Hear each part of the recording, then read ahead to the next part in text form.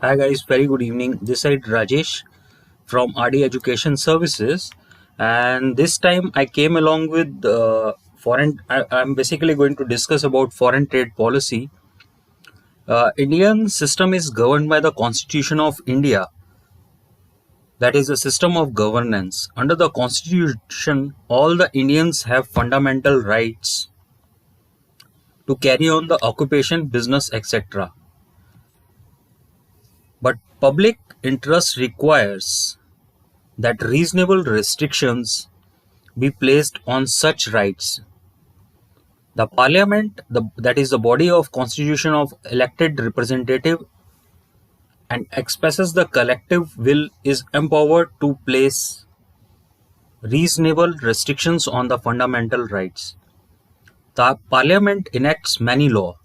The foreign trade policy is one way the intention of the parliament are given legal effect and certain promotional policies are given effect to. The administration includes the CBIC, RBI, State GST Department. The foreign trade policy includes the norms of FTP 2015-20, which will be replaced soon with FTP 2021-26 norms. And it includes handbook of procedures, appendices, input-output norms, ITC-HS classification of export-import items. Scope of FTP includes the chapter 1 to 9, which I will explain little bit later. The Union Commerce and Industry Ministry announced changes in the foreign trade policy of Government of India. The present policy, which came into force on 1st April 2050, was for 5 years and its validity was supposed to over by 31st March 2020.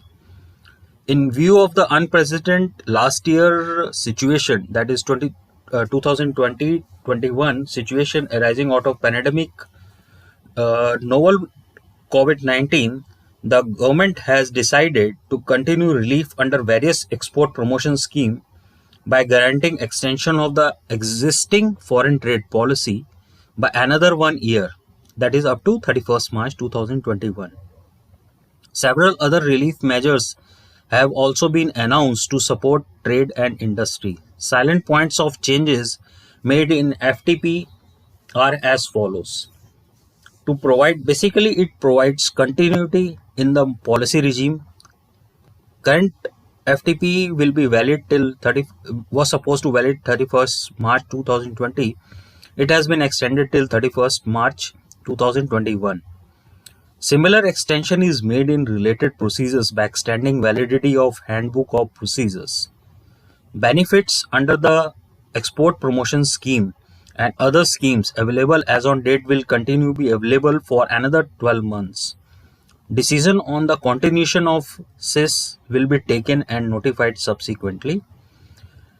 Similarly, validity period of the status holder certificate is also extended. This will enable the status holder to continue to avail the special facilities, exemption from the payment of IGST and compensation cess on the imports made under the advance or EPCG authorization and by export oriented unit has been extended till 31st March 2021. The scheme of providing transport marketing assistance on specified agriculture products is also extended for 1 year. Validity period of making import under the various duty-free import authorization, that is AAA, DFIA, EPCG, which was expiring between 1st February 2020 and 31st July 2020 has been allowed automatic extension for another 6 months from the date of expiry without requirement of obtaining such endorsement of these authorization. Wherever the period of making export is expiring between 1st February to 2021 and 31st July to 2020, under the various authorization, automatic extension in the export obligation period is also allowed for 6 months from the date of expiry without payment of any composition fee. Last day for applying various duty credit scripts, which includes your MIIS, SEIS, SOSC, STL, and other authorization, has been extended. Timelines for imposing late cuts on the application, which are filled after the prescribed date, have been relaxed. Validity period of letter of permission, letter of intent granted to EOU units in STP, CHTP, BTP is also extended till 31st March 2020. Last date of filing application of refund of TED, drawback, transport and marketing assistance has been extended. Extension in time has been allowed for filling various reports returns under the various provisions of FTP.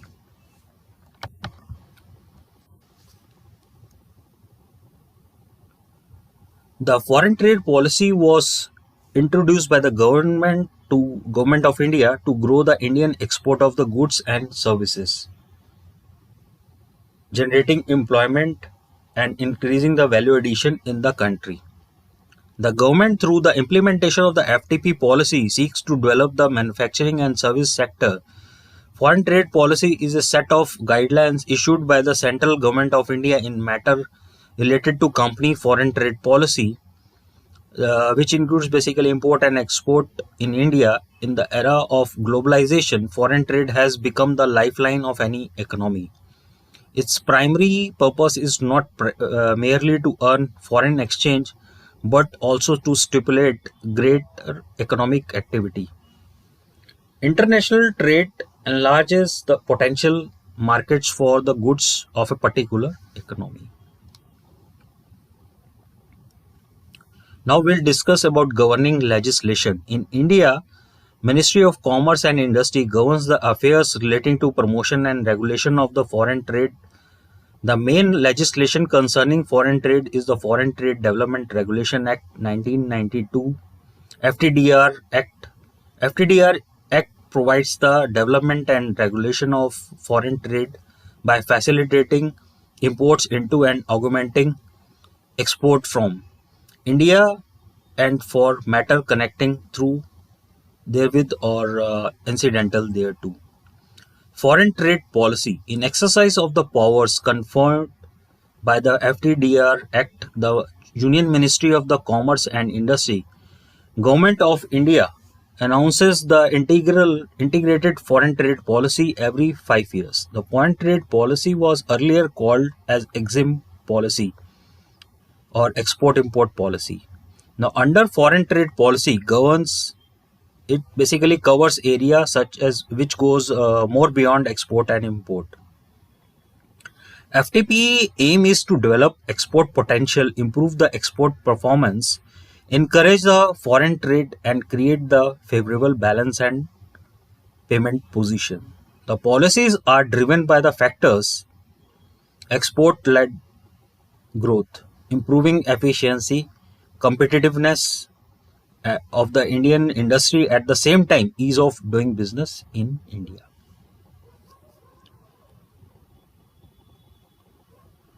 Now I'm going to discuss about foreign trade policy silent features.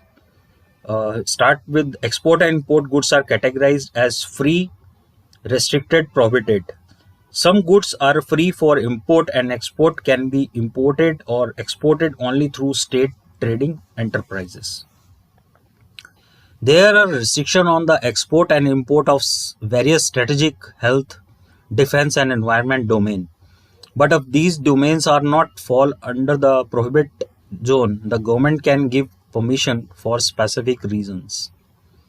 Exports are promoted through various promotional schemes. Export of the goods and services are exempt.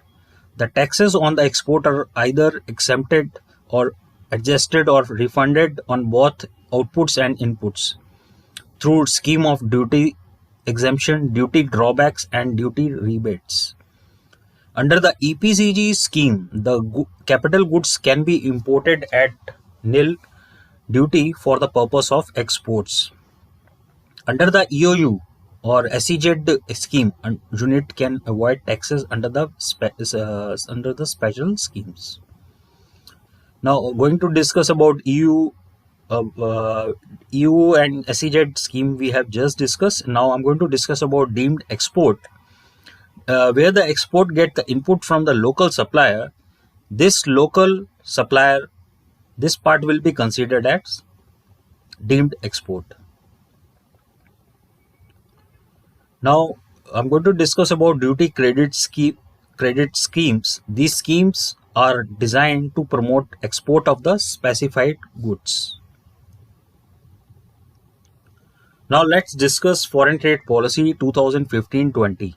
The current foreign trade policy 2015-20 was announced on 1st April 2015. It helps in encouraging the e-commerce export of specified products. It also helped to encourage manufacture and export by SEZ, SOU, STP, EHTP and BTP.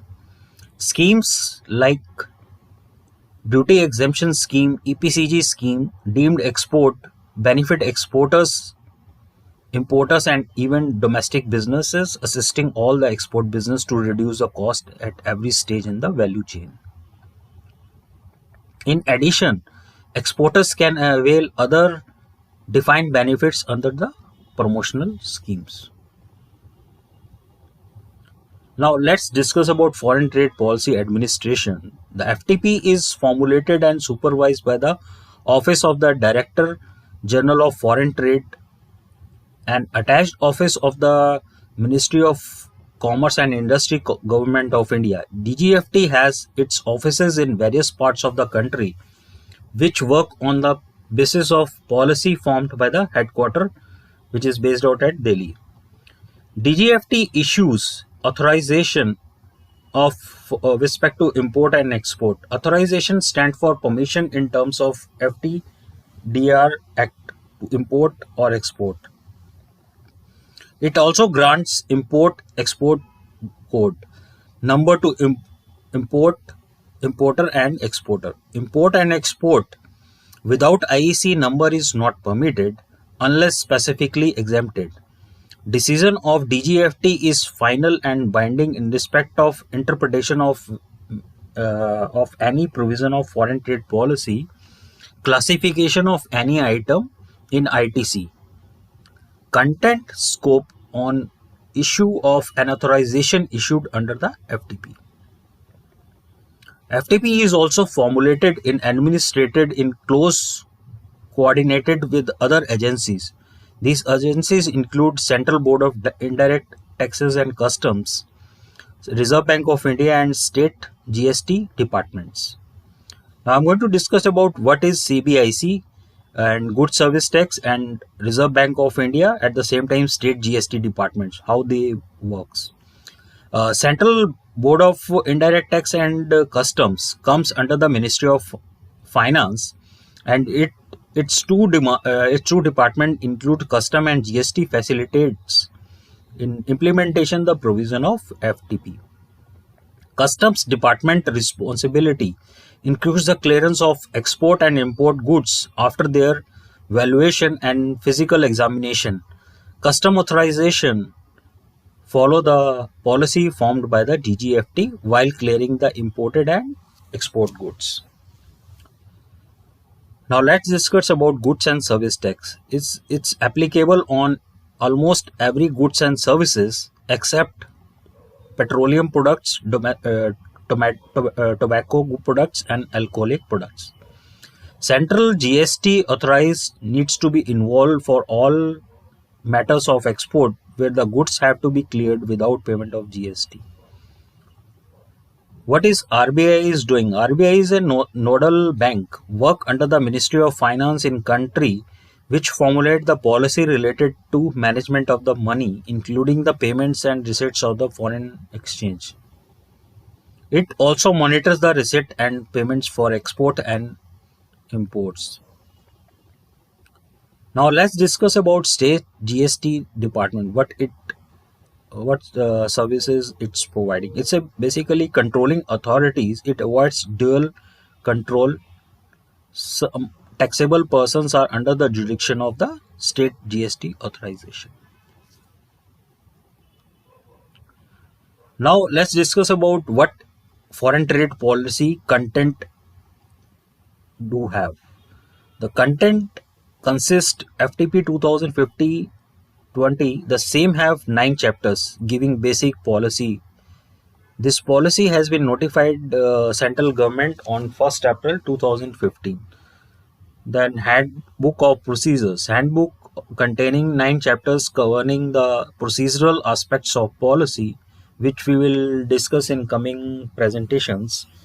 And appendices and ayat niryat forms containing the various appendices and forms relating to import and export. Now going to discuss about standard input output norms. SION or standard input output norms of various products are notified from time to time. Based on SION, exporters are provided the facility to make duty-free import of inputs required for manufacture of export products under the duty exemption scheme, like advance authorization and duty-free import authorization. ITC classification of export-import terms.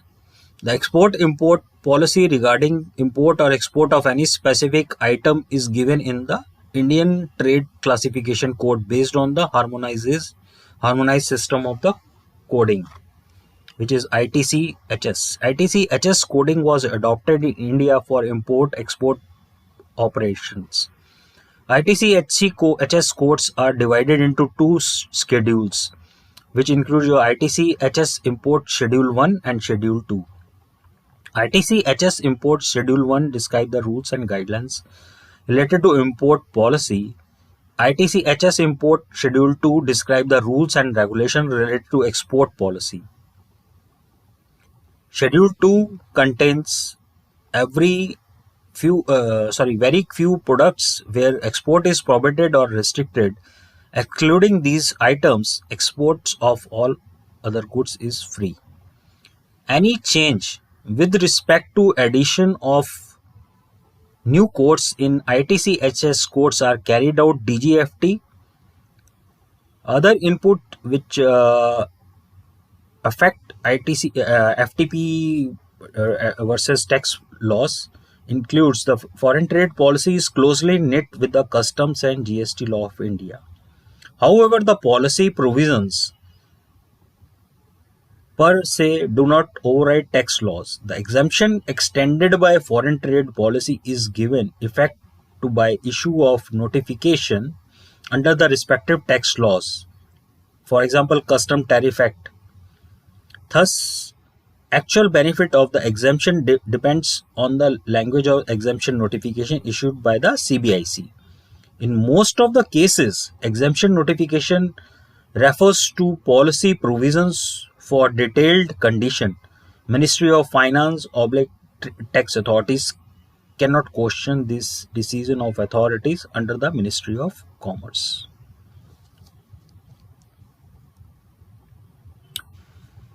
FTP basically what scope of study includes. The FTP covers the policy and regulation with respect to following matters. Chapter 1 includes your legal framework and trade facilitation.